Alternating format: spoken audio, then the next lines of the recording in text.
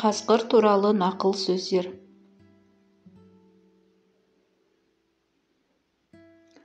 Қасқырлар жолбарыс пен арыстаннан әлсіз, бірақ сырыкте өнер көрсетпейді.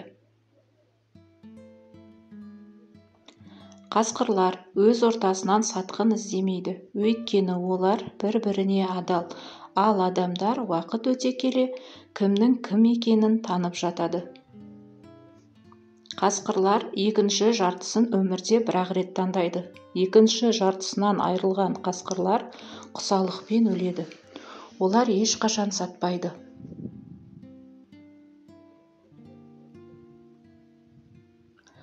Қасқыр деген атаудың тағы бір ұғымы адалдық.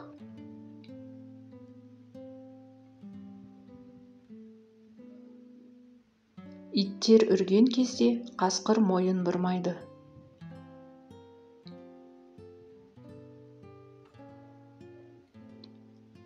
Қасқырлардың заңы махаббат пен еркіндік үшін жан беруге болады.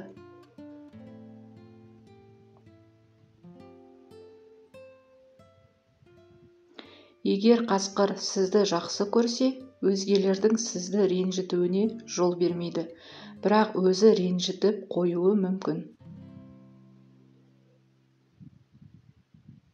Қасқырдың көзіне қарап, оның өмірді іштей сезіну түйсігін көруге болады. Қасқыр адам емес, бірақ кей адамдардан жақсы.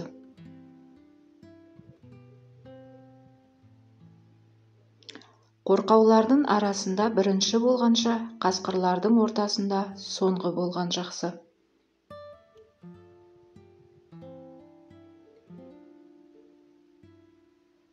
Кейде қасқырлар айға қарап ұлымайды, керісінше